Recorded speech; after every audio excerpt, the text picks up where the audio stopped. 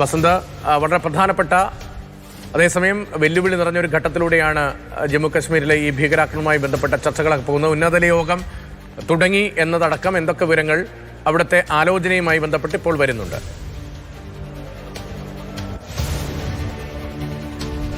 രതീഷ്, അല്പസമയം മുമ്പാണ് ആഭ്യന്തരമന്ത്രി അമിത്ഷായും ലഫ്റ്റനന്റ് ജനറൽ മനോജ് സിൻഹയും ലഫ്റ്റനന്റ് ഗവർണർ മനോജ് സിൻഹയും ശ്രീനഗറിലെത്തിയത്. ഡൽഹിയിൽ നിന്നും അദ്ദേഹത്തോട് ശ്രീനഗറിലേക്ക് പുറപ്പെടാൻ സൗദി അറേബ്യയിലുള്ള പ്രധാനമന്ത്രി നരേന്ദ്രമോദിയാണ് നിർദ്ദേശം നൽകിയത്.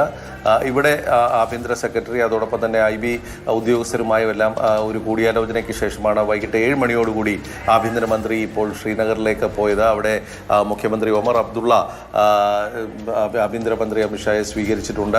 ഇപ്പോൾ വിമാനത്താവളത്തിനുള്ളിൽ നിന്നുള്ള ദൃശ്യങ്ങളാണ് നമ്മളിപ്പോൾ കാണുന്നത്. അവിടെ ഇപ്പോൾ ഒരു പ്രാഥമിക യോഗം ചേരുന്നുണ്ട്. സ്വാഭാവികമായിട്ട് ഇതിൻ്റെ പൂർണ്ണമായ വിലയിരുത്തൽ ഇന്ന് രാത്രി തന്നെ ഉണ്ടാകുമെന്നാണ് മനസ്സിലാക്കുന്നത്. നാളെ അദ്ദേഹം ആഭ്യന്തരമന്ത്രി പരിക്കേറ്റ് ആശുപത്രിയിൽ ചികിത്സയിലുള്ളവരെ സന്ദർശിക്കും എന്നുള്ള വിവരവും വന്നിട്ടുണ്ട്.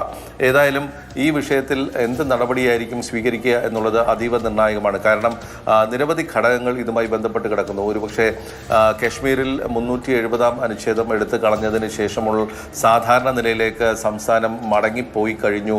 അവിടെ വളരെ സമാധാനപൂർവ്വം തെരഞ്ഞെടുപ്പ് നടന്നു. വലിയ തോതിൽ ജനങ്ങൾ പങ്കെടുത്ത ഒരു തെരഞ്ഞെടുപ്പിലൂടെ ഒരു തെരഞ്ഞെടുക്കപ്പെട്ട സർക്കാരുള്ള ഒരു സംസ്ഥാനമാണ് തുടങ്ങിയ ആഖ്യാനങ്ങളൊക്കെ തന്നെ ഇപ്പോൾ അട്ടിമറിക്കപ്പെടാൻ പോകുന്നു എന്നുള്ളൊരു സംശയം ഈ ആക്രമണത്തിന് പിന്നിലുണ്ട് എന്നുള്ള കാര്യം നമ്മൾ വിസ്മരിച്ചുകൂടാ. 2, കശ്മീരിൻ്റെ സമ്പദ്ഘടനയെ പിടിച്ചു നിർത്തുന്ന അവിടുത്തെ വിനോദസഞ്ചാര മേഖലയെ അട്ടിമറിക്കാനുള്ള ഒരു നീക്കം കൂടിയാണ് ഇതിന് പിറകിൽ എന്നുള്ളത് നമ്മൾ വായിക്കേണ്ടതാണ്. അതായത് ഈ കശ്മീരിൽ സാധാരണ സ്ഥിതി പുനഃസ്ഥാപിച്ച ശേഷം വലിയ തോതിൽ ടൂറിസ്റ്റുകൾ കശ്മീരിലേക്ക് എത്തുന്നുണ്ട്.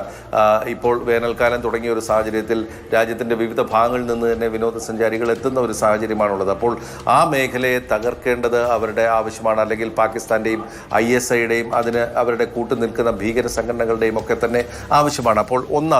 അപ്പോൾ ഇതുമായി ബന്ധപ്പെട്ട് കശ്മീരിലെ സമ്പദ്ഘടനയെ മാറ്റിമറിക്കുന്ന ഒരു സാഹചര്യമുണ്ട്. അവിടെ ഹോട്ടലുകൾക്ക് ബുക്കിംഗ് ഉണ്ട്, വാഹനങ്ങൾക്ക് ബുക്കിംഗ് ഉണ്ട്, അതായത് ടാക്സികൾക്കും മറ്റുമൊക്കെ വിമാനങ്ങളൊക്കെ തന്നെ ഫുള്ളാണ്.